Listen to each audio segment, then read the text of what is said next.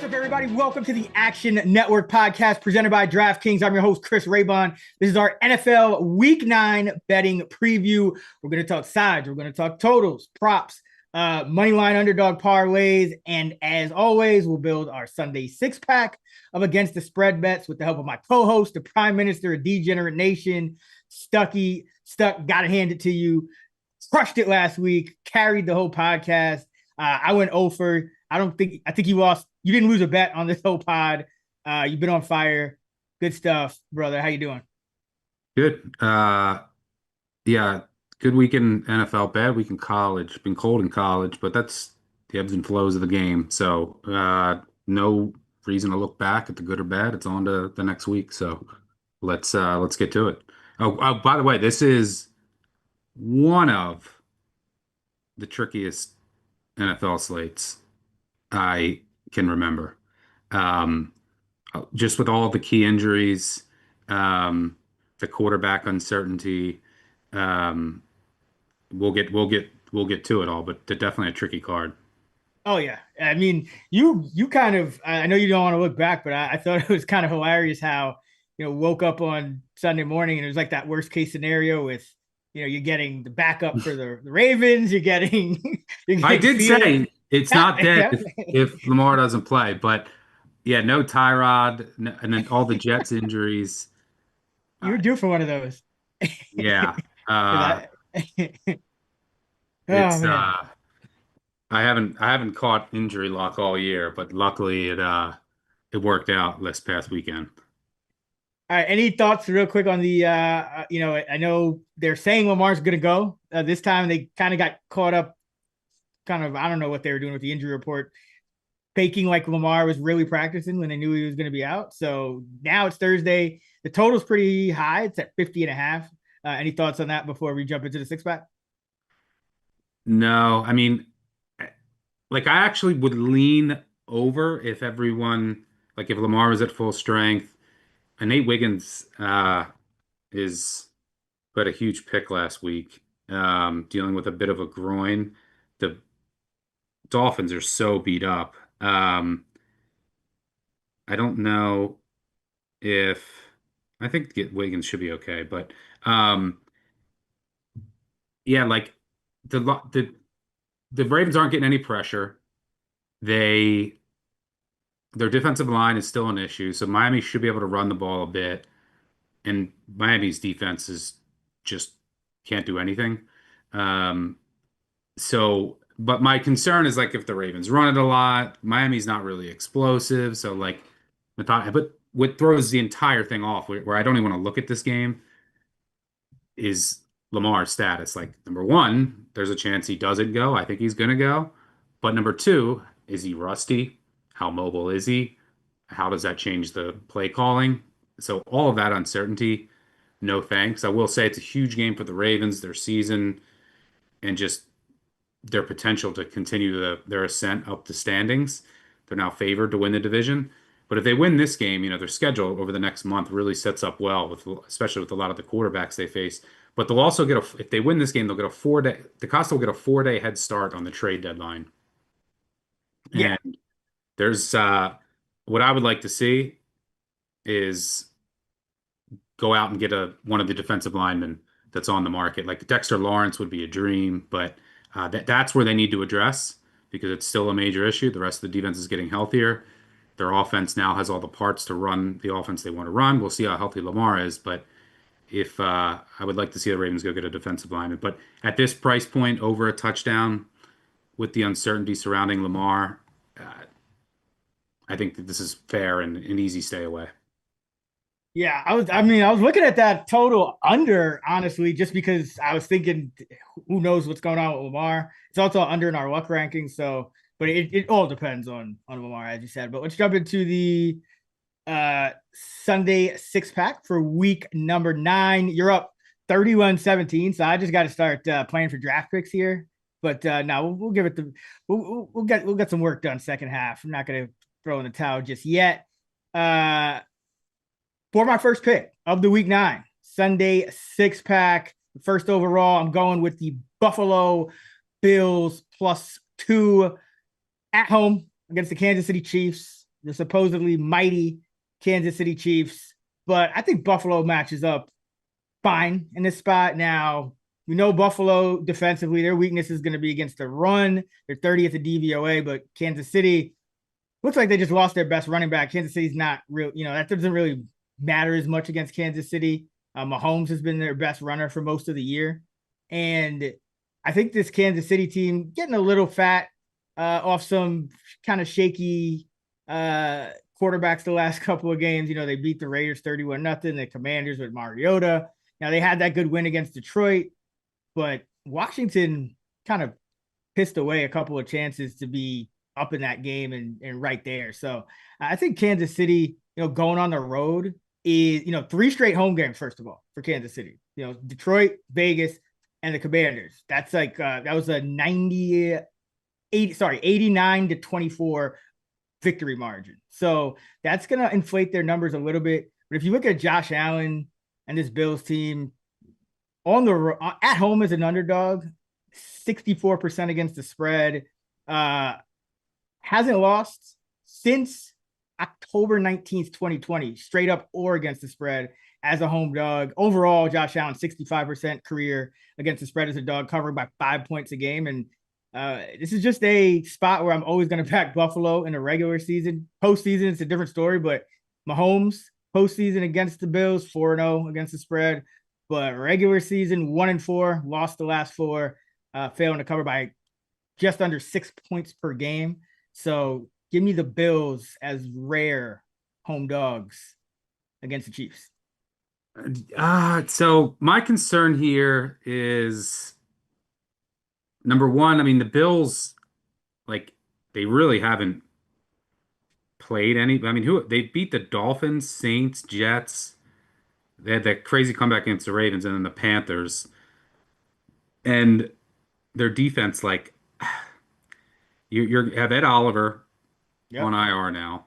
Daquan Jones, is he a go? Bernard and Milano, I think they should be back. Um, Safeties, there's some injuries, but yeah, so I'm just concerned about like the middle of that defense and especially without Oliver, but I do think that they can get pressure. The Chiefs' offensive line isn't 100% healthy, and I think the Bills will be able to run the ball. Josh Allen That'll, always runs in this spot, about averaging over 10 carries in his career regular season against the Chiefs. I believe that's his highest against any team. yeah, he will be running a lot. He will be extending drives. I, I mean, I can't blame you for taking the points here. Like it feels like this game will be whoever has the ball last is going to win. So taking the points of the home dog. Chiefs on a short week. They have benefited from some beneficial scheduling spots lately, but their offense is definitely on the rise. Oh yeah. I will say though, you want to talk about a team that has benefited from fourth down luck. That and fumble luck too. So they've been a bit lucky. They have 9 fumbles on the year. They've recovered them all. On fourth downs, they're 14 of 17, 82%. Now you expect them to be good with Mahomes, but that's like Eagles That, territory that's with a like tush push. Jaden Daniels rookie territory. Yeah. And their opponents are 4 of 16. And Yeah. I say it all the time when you're betting football. Like a lot of times, what this comes down to is fumbles, fourth downs, and turnovers. Like 4 or 5 plays a game. And if you're on the right side of those, you're going to cover more times than not. So the Chiefs definitely have been a bit fortunate in fumbles and fourth down departments. So we'll see if a bit of regression hits the Bills. But then you could argue that the Bills' entire season this year should be one big turnover regression after last year. But yeah, taking the points with Allen at home. I haven't got there yet, but I can't blame your sentiment. For my first pick and the second overall of the Week 9 Sunday six pack, I'm going with the Pittsburgh Steelers plus 3.5. I think you owe me a hook. You can find a minus Yeah. 120 out there. I would search for that. There was a minus 110 out there earlier today. I- So, look, the Colts are a juggernaut on offense, like historically good so far to date. But there comes a point, and maybe I'll have to keep upgrading them every single week until the end of the year. But there comes a point where the price is just too expensive. And I know the Steelers defense has major issues across the board. This defense is not good, and they lost to Sean Elliott. We'll see if they like shake up their secondary, if they take a different coverage approach this week. I mean, it's been shaky. I don't Yeah, know how much more they can shake it. it's been extremely shaky. So I'm look, the Colts I think are going to score here.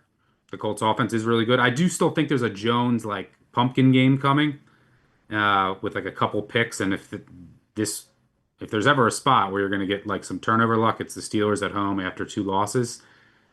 Also, I will say the Colts, as good as they've been, right? Like they haven't had the toughest schedule. Played the Titans Right? twice. They played the Titans twice, the Dolphins, the Raiders, the Cardinals, which was a shootout at home. And I think that the Steelers essentially can keep up. Now, number one, this price, I can't get this. I'm under a field goal. So, like, I project this around two. So, you're going to give me, even if it's a little expensive, 3.5, I'm taking it here because I think that the Steelers can keep up. How? Well, Colts are worst in the league at defending tight ends. Or I should say second to worst. The Panthers are the worst. But from a yardage perspective, DVOA, I think they're second to worst in like every single category. They really struggle to defend tight ends. Well, Pitt uses multiple tight ends on over 50% of their snaps. The Colts also have injuries at corner on the outside that I think Rodgers will be able to take advantage of. They also have, I think the Steelers, especially at home, have a huge kicker advantage, so maybe that comes into play. And this is outdoors. The Colts indoor team that's been living indoors. I mean, all of their games have either been at home or in SoFi, except for a game at the Corpse of Tennessee when it was like 80 degrees against that defense. So maybe that slows them down a bit. I don't know. But I do think that the Steelers can keep up here. This Colts defense is very shaky. I think the Steelers structurally match up well. Then you throw those corner injuries in, and there's no reason why the Steelers can't methodically move the ball down the field, keep that Colts offense on the sideline, and maybe get some special teams edge and maybe some voodoo with the Steelers. And for what it's worth, Tomlin is a dog of 3 plus, 40, 21, and 3 against the spread, 65.6%. He's the most profitable coach of all time when catching three or more. 11, 2, and 3 against the spread at home as a dog of 3 plus. That's 84.6%, covering by 8 points per game. And he's 10, 1, and 1 against the spread when that opponent at home has a winning percentage of 60% or more, covering by 10 points per game. So classic Tomlin spot here. And just going back to the price, like I know that we downgraded the Steelers after last week. I know that we upgraded the Colts again, but the Packers closed 2.5, 120 in Pittsburgh. And as good as the Colts have been, I certainly don't have the Colts power rated better than the Packers. In fact, I have the Packers a couple points better than the Colts. So I just think that this is, look, the favorites have been killing it. The Colts have been a covering machine.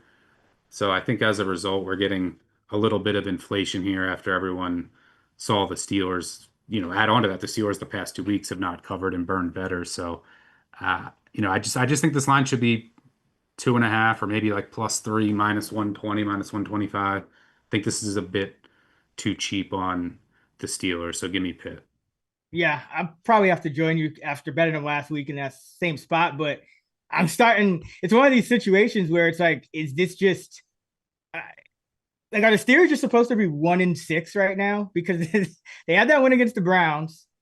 They lost to the Bengals, lost to the Packers after the bye, and then that Vikings win. I mean, they got outgained by 70 yards, 60 yards. The Patriots win. They gave them like five turnovers at the goal line instead of scoring, and the Jets handed them week one. So I'm starting to worry a little bit about the Steelers. I just don't understand how their defense is so bad. I do agree that like at some point, they're going to get one of these at home, as a dog, but man, it's just inexplicable how bad their defense is because that's supposed to be their calling card under Tomlin. Rodgers in the offense is supposed to be kind of limping around. They have one true wide receiver that they really trust. They're playing like 5 tight ends, and it's like the defense is the problem. So, yeah. Yeah, I mean, the tight ends, I think the tight ends in this particular matchup In are this a good spot, thing, yeah. and they should be able to run the ball a bit. And the Steelers, the one good thing they've done on defense this year is defend play action.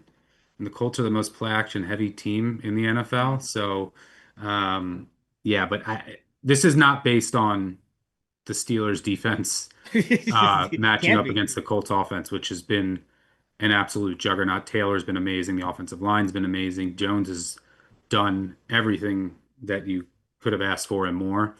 There's weapons all over. So, yeah, that's not based on that. I just think that the price is too high. You're getting the Colts outdoors basically for the first time against a real opponent, and I think that the Steelers' offense matches up well. So, I think that they can match scores because I do think this Colts defense, especially without Ward, without Johnson, their struggles against the tight ends, I think the Steelers can have enough success to cover this number. Wouldn't be shocked if they pulled off the outright upset. Where are you going next? Speaking of prices being too high, for my second pick, the third overall of the Week 9 Sunday 6-pack, I am going with the Minnesota Vikings plus 8.5 at the Detroit Lions. And this is a spot where I just think the price is too high. Now, on Monday, the Vikings had a little, light walkthrough or whatever.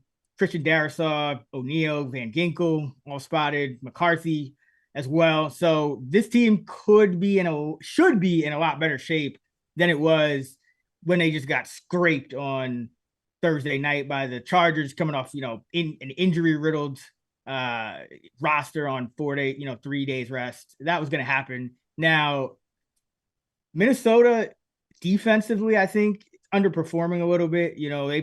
They came into that Charger game ranked 12th, and then and even against the Eagles, I just thought that was kind of uncharacteristic from them. So, but I do think Van Ginkel is going to be big here. Detroit, I think Van they're Ginkel is huge. Like Dallas yeah, Turner is not. They're trying to have him play that role, and it's not. He's not.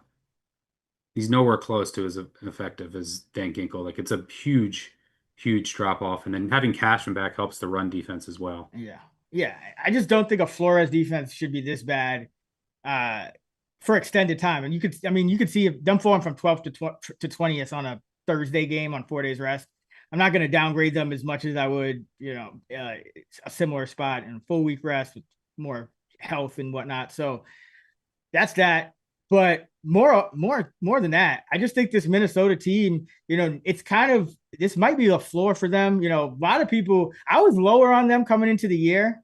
I just wasn't a full believer in O'Connell having this Midas touch with every single quarterback. But at the same time, I think this might be the bottom of the market for them. You have, McCarthy coming back. He's only played in a couple of games. He didn't look great in one of them, but he brought him back, and then he had that terrible game against the Falcons, and he gets hurt. But you had Carson Wentz in there, and I actually like their other quarterback, Brosmer.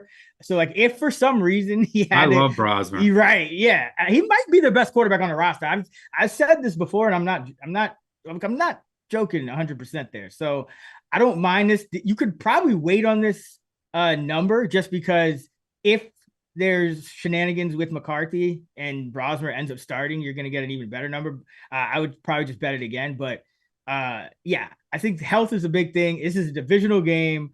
Yes, the Lions are coming off a bye, but the Vikings also on long rest coming off that Thursday game. And you see this time and time again. These big underdogs have been covering this year, first of all. That's really the only spots underdogs have been covering. But also, underdogs coming off big losses, losses of 20 plus, 56% going back to 2018 against the spread. So I just think that this is a spot where Minnesota, a lot healthier. Detroit, yes, they're good. We both came into the year, I think, a little bit down on Detroit compared to the market. I have upgraded them, but I don't think there's this invincible juggernaut, and especially not in a divisional game. And now that you get McCarthy back or Brosmer, you have a little bit more kind of the unknown with the quarterback situation. And McCarthy, I don't think he's as bad as people think now. He's had 2 starts and, played badly for 7 quarters. But this Viking team, you got Addison healthy. You got, Hawkinson really hasn't played up to his standard yet. So he's still kind of waiting to break out. You got your red zone guy, Naylor. Jefferson is underperforming. I think he's due to break out. So this could actually be a positive change because Carson Wentz ain't it. So I think there is some quarterback change upside here, even though people are probably down on McCarthy. And then you're probably getting at least one of your tackles healthier in this spot. O'Neal, Darisaw, and then Van Ginkel, Cashman. So I think you're healthy on both sides of the ball. Division game. You're talking about more than one score. I just think this is too many points. Vikings could lose this game and very well cover it. So give me Minnesota plus 8.5 at Detroit. Yeah, my number says I should play this. I mean, look, the Lions have been better than I thought, but I mean, their last three wins have come against, Flacco and the Browns, Browning and the Bengals, and then The Bucks a with really nobody. beat up Bucks team at home on Monday night. Now, the Lions have been very good under Campbell in these spots, just at home, off the bye, and they just, in general, the Lions just always seem to cover. But I just think that this line should be around 7. Yeah, yeah, Um, exactly. but the tackles, Van Ginkel status, those are very critical. You also have the lines, like who's coming back in the line secondary is also important because their secondary is very beat up. And McCarthy's numbers are really bad, but it's a small sample size. Is he going to look a lot? There's a lot of uncertainty with McCarthy because if he's just horrendous, then this could get out of hand quick. So there's a lot of variance there, which is the only thing that gives me pause. But from a numbers perspective, I definitely would agree with you. Before we move on, there's a quick and easy way for you to tail us. First, just sign up for Action Pro. You'll get instant notifications when any Action Network expert tracks a bet, whether that's myself, Stuckey, Brandon Anderson, our guy Sean Kerner. You want to get those right away. Plus, you can access our pro projections powered by Kerner and our predictive analytics team and a ton of other benefits as well. Just go to actionnetwork.com/pro and get $20 off the annual price with promo code POD20. That's POD20. Don't miss out on the best bets at the best prices. Visit actionnetwork.com/pro. Use promo code POD20 to get $20 off a year of Action Pro. The rest of our Sunday six pack is coming up, but first I'll throw it to myself for a quick word from our sponsor. The Action Network podcast has teamed up with DraftKings Sportsbook, where new customers can bet $5 and get $300 back in bonus bets if your bet wins, and 3 months of NBA League Pass. Stay in on the action and use your bonus bets on DraftKings same-game parlays for a shot at an even bigger payout. To get started, use promo code Action Network when signing up with DraftKings. Again, use code Action Network when signing up and bet $5 to get $300 back in bonus bets if your bet wins, plus 3 months of NBA League Pass. The crown is yours. All right, Stuck, where are you going for pick number 2? All right, for my second pick and the fourth overall of the Week 9 Sunday six pack, I'm going with the Atlanta Falcons. It looks like plus 5.5 at DraftKings. This was 6.5 earlier today when I played it. There's still 6 out there, so I would try to shop around, see if you can get a 6. But I'm still okay here at 5.5. This is just the spot I had circled early in the week of the buy low, sell high. The Patriots, similar to the Colts, have been awesome. They've been on a run here. Similar to the Colts, also, the level of competition hasn't necessarily been great. And the Falcons are coming off one of the worst performances you will ever see for a home favorite. 7-point home favorite with Cousins in there who looked atrocious without Drake London, without 4 defensive starters, and they got destroyed. It was an utterly pathetic effort. When you see that happen, the next week, those teams are usually a bet on, just to put some numbers to give it context. Teams off a loss by more than 2 touchdowns as a touchdown plus favorite. So, like the Falcons were last week. The next week, they're 33, 16, and 1 against the spread, 67% covering by over a field goal per game. When they hit the road, 24, 9, and 1 against the spread, 72.7%. And as a road dog of over a field goal, 10, 3, and 1 against the spread. So I, you should get the Falcons' best effort here. They also look like they're trending better injury wise. So looks like Penix and London are going to be a go. Morris said a lot of the defenders are considered day to day. Diablo on the IR hurts. Yeah. Bertrand is bad, but the Patriots can't really run the ball. They're not a great rushing offense, and that's where they really miss Diablo. But guys like Walker, Harrison, uh, a couple of Bowman, Bates, I think that all of them have a really good shot of going here. And when they have most of their pieces, they have been able to generate pressure. That's what you need to do against Drake May. And they have done an outstanding job of taking away explosive passes. And that's where Drake May has really excelled this year. I think the Falcons are number 2 in the NFL in that department. That is so important because Drake May's deep ball has been absolutely pristine. I still don't think this is a great Patriots defense. You can attack them through the air, so I like having Penix back in London. I also think you can really attack their linebackers and their safeties. That's where you could have Pitts, you could have Bijan out of the backfield having pretty big days.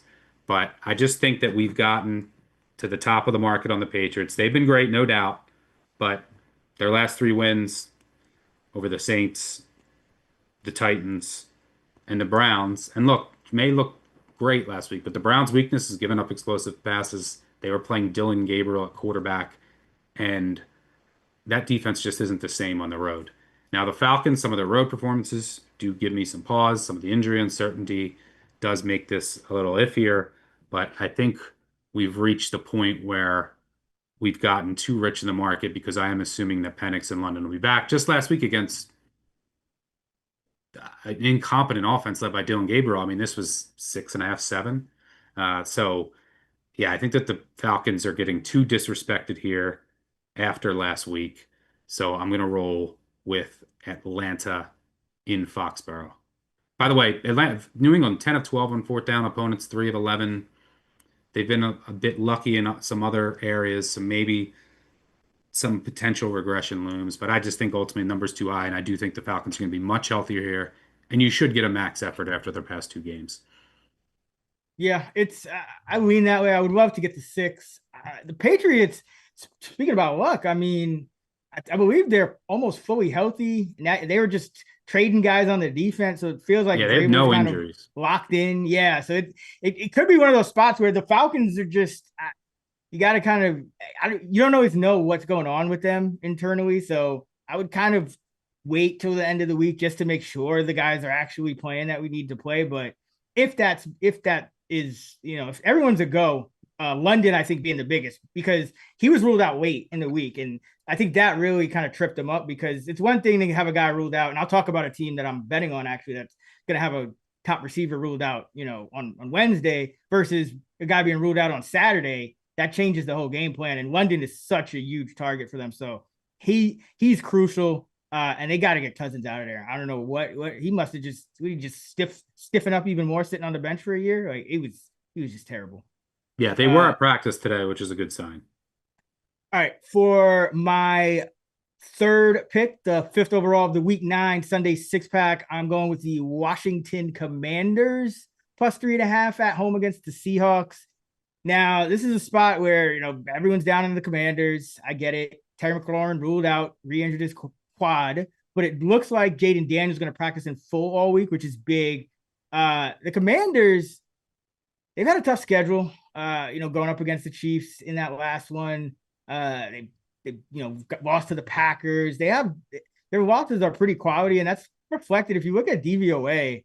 The Commanders are 11th overall, and that's even with a 3-5 record, 3 starts by Marcus Mariota. So still, have the makings of a quality team. I do think the defense will be better here. How much better? I don't know, but I do trust Dan Quinn to at least turn that around a little bit. I thought they played okay against Kansas City, all things considered, but just, some big missed opportunities there. But I think getting Daniels back is just key. I mean, 8 touchdowns, 1 interception on the year, 4 touchdowns, 4 picks for Mariota. It's just a whole different game. And Terry McLaurin, yes, that's a big injury, but the positive of that is you still got Deebo Samuel, who you can feature if you need to in the pass game. And because Deebo, McLaurin, all these guys have been banged up all year, you know, all these other receivers have gotten a lot of time with the ones, and I thought McCaffrey's been playing well. Lane's been playing well. They trust Chris Moore for whatever reason. So you still got Zach Ertz at tight end. So I think you still have the running back. So I think you still have enough here. But the Seahawks, they've been great. I've upgraded them a lot. But 3.5, more than a field goal favorite on the road against a team that's still, I would say, above average in terms of quality, especially with Daniels back, seems a bit much for me. I think Seattle is, a very solid team all around, but they're still a Sam Darnold team with one guy they really throw to on offense, and that's about it. I mean, the running game's okay. They kind of mix and match there, but I think this is just too many points. Kind of similar to what you were saying with the Steelers here. If I'm getting more than the 3 for Sam Darnold as a road favorite against Washington with an upgrade at quarterback who's already a top 11, DVOA team. I don't think Seattle finishes the year number 2. That's where they are now. So I do think there's some regression coming. And this is kind of Washington season right here. They're getting desperate. This is a winnable or a gettable NFC East playoff picture, I think, if you're Washington, at least for a wild card, but you can't go to 3-6. I mean, that's just absurd. And Seattle 5-2, maybe you catch them a little bit sleepy coming out of the bye. So yeah, give me Washington plus 3.5. Expected Daniels to be back. That's the big one. Yeah, I mean the Seahawks have been so good on the road under McDonald, but I do think this is a little rich. But how healthy is Daniels? Is going to be 100%. He needs his mobility. That defense is so bad and they're so beat up. They're so slow. So like them defending play action really does give me pause because they're not getting any pressure now. They just have no defensive linemen left. So that's a major concern because Darnold is playing at such a high level, and Seattle's defense, they can get pressure without blitzing. They should be healthier in the secondary. But again, the price probably a little bit too rich. So don't blame you. Not sure I'll be involved. For my third pick in the sixth overall, the final pick of the week 9 Sunday six pack, I'm going with the Houston Texans minus 1.5 at home against the Denver Broncos. Really tricky card. We'll go through the rest of the games. I'm going to play this. So this is the only other game that I liked on the card as of right now. I'm going to keep it simple. I have the better quarterback. I'll take Stroud over Nix. Stroud hasn't lived up to the expectations we saw in rookie year, but I'll still take him over Bo Nix. And if you look at any advanced metrics this year, he's ahead of Nix. And I'll take the better defense at home. So I got the better quarterback, the better defense at home. And the reason I can say, I mean, the Texans defense this year, especially against the pass, has been historically good. That defense is shutting everybody down. And the Broncos don't have Patrick Surtain. That is massive. He basically shuts down one side of the field, your top receiver, and allows Denver to be so much more aggressive, so much more diverse in everything that they do. The drop off from him to Abrams drain is massive. And there's just a trickle down effect to the rest of the secondary and everywhere throughout the defense. The Broncos, look, they're sitting at 5-2 on the year, but man, yeah, they beat Dallas. They beat Road Dallas. They should have gotten blown out at home to the Giants. They beat the Jets in London 13-11. They had a crazy comeback against the Eagles. They beat Jake Browning and then the Titans. Like that's their resume. And most of the wins have been very close. They have what, four one possession wins on the year. Also, Christian Kirk and Nico Collins back at practice today. That's a great sign. I thought Stroud really showed some signs last week. Now, the counter to this, which is going to be fair, is that the 49ers cannot generate pressure with their shell of a defense. And that's basically the difference between when Stroud looks good and when he doesn't. The Broncos can generate pressure. Is that a concern of mine? Absolutely. But also on the other side, I just don't see how Denver's going to consistently move the ball. You're going to see a lot of quarters coverage, which Nick really struggles against. And the emergence of Woody Marks and some of the young receivers getting confidence last week, I think is important. But Woody Marks out of the backfield, Denver bottom 3 in the league in defending running backs out of the backfield in the passing game. So I think that could be an avenue to extend some drives, get a couple explosives, because it's not going to take much. Total's 39.5 for a reason. This one should be ugly, but I'm going to trust the better quarterback at home and the better defense. I think the loss of Surtain is massive here. So give me the Texans at home. Yeah, it with Nico back at practice, I think especially in Surtain out, that does kind of flip it a lot because it's still hard to trust the Texans offense, but it's Absolutely. also hard to trust Bo Nix against defenses that can take away Arguably the best defense in the league. Yeah, exactly. So, and that you could have made the argument for Denver, but not without Surtain. So yeah, I think the injury news is big there. That would put me on Houston as well. All right, that is our week 9 6-pack. Let's see, Stuckey got Aaron Rodgers, Michael Penix or Kirk Cousins, and CJ Stroud. So one of the better quarterback weeks. I got hopefully Jaden Daniels, JJ McCarthy, and Josh Allen. So yeah, we got too many good quarterbacks this week. This might go sideways. But that was our week 9 Sunday 6-pack.